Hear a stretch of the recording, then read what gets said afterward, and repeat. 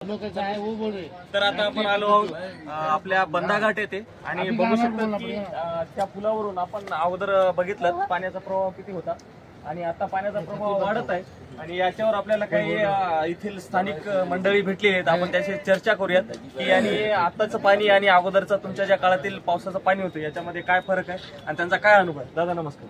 नमस्कार. माझं नाव शंकरराव नांदेडकर, समाजसेवक, विश्वास प्रवास संघटना अध्यक्ष. जे बस स्टँड मध्ये कॉन्क्रीटीकरण झालेलं आहे गोरगरबेच्या बस स्टँड मध्ये, तर आपण अध्यक्ष आहे. आणि आज मी तुमच्या माध्यमानुसार तुम्ही इथं भेट दिली. आम्ही कोणाला काही हानी होऊ नये आणि त्यांना काही त्यांच्या जीवित हानी होऊ नये यासाठी आम्ही सर्व मित्रमंडळी आणि ज्येष्ठ नागरिक हे सगळे आम्ही सकाळपासून काळजी घेत आहोत. आणि या फक्त काळजी नाही, त्यांनी या आणीबाणीच्या परिस्थितीमध्ये जे की आज नदी काठोकाठ भरत आहे. 12 दरवाजे सोडले आहे विष्णुपुरीचे. डॉक्टर कैलासवासी शंकरराव चव्हाण साहेब यांच्या धरणातून 12 दरवाजे सोडले आहेत. आणि तसेच आम्ही बघतो की सर्व नागरिक पण आपल्या सुरक्षा म्हणून जे पण नदीकाठचे लोक आहेत त्या सर्व नदीकाठच्या लोकांना मान्य जिल्हाधिकारी साहेब यांच्या आदेशानुसार सर्व ते त्यांनी आपले स्थलांतर करून आपली हानी वाचवलेली आहे.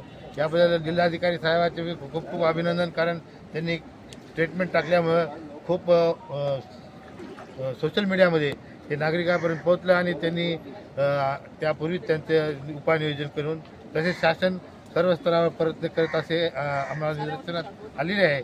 आणि आपण बघतात हे नुकताच गोवर्धनघाटचा पूल आहे. त्या पुलाला अजून थोडं पाणी पडलं तर ते टिकून बी राहावं, त्याला टेकायलाही काही खूप मोठी गोष्ट नाही. तसेच आमचे जे मार्गदर्शक आहेत साहेब त्यांनी जे आता नुकताच आम्हाला इतिहास सांगितला त्याबद्दल मी त्यांना पण विनंती करतो की हे इंटरनॅशनल चॅनलला तुम्ही तुमचे बी 2 शब्द झाल्यानंतर मी 2 शब्द बोलील. मी आत्ता त्यांना सांगितलं की गुरु महाराजांची कृपा आहे आणि आत्ता जे यांनी संकटाचं जे हे केलं मांडली विशेष, तर या ठिकाणी गुरुता गद्दीचा कार्यक्रम झाला 2008 साली. 307 गुरु देणार आणि त्या निमित्तानं नांदेडचा जो विकास झाला. आणि सगळ्यात मोठी गोष्ट म्हणजे नांदेडला पूर्ण गोदावरीच्या काठाने नुसता घाटच झाला नाही, ती नांदेडसाठी एक प्रोटेक्शन वॉल झाली. आता आपण तिकडनं पायऱ्या चढून आलो, इकडनं पायऱ्या चढणार आहोत. त्या लेवलला गोदावरी होती, त्या लेवलला नाल्यातनं पाणी कदाचित शहरात यायचं.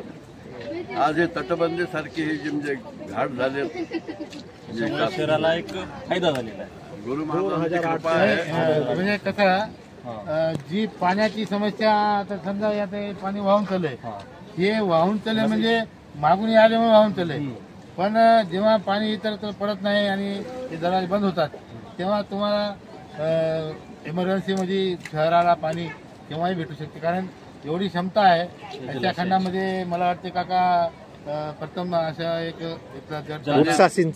आणि फिल्टरपेक्षा बी तुम्हाला हे गोड पाणी प्यायला भेटते.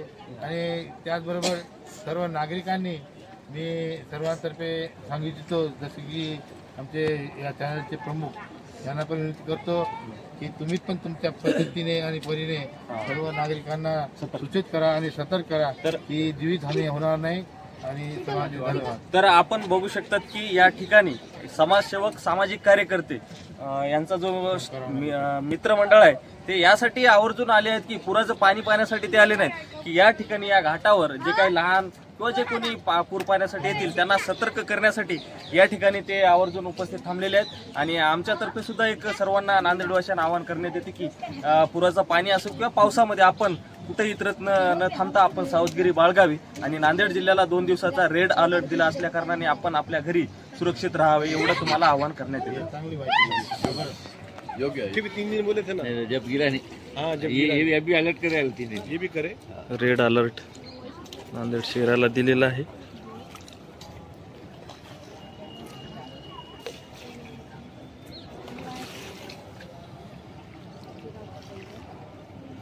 फिर भी गोदावरी पहले से बहुत चौड़ी होती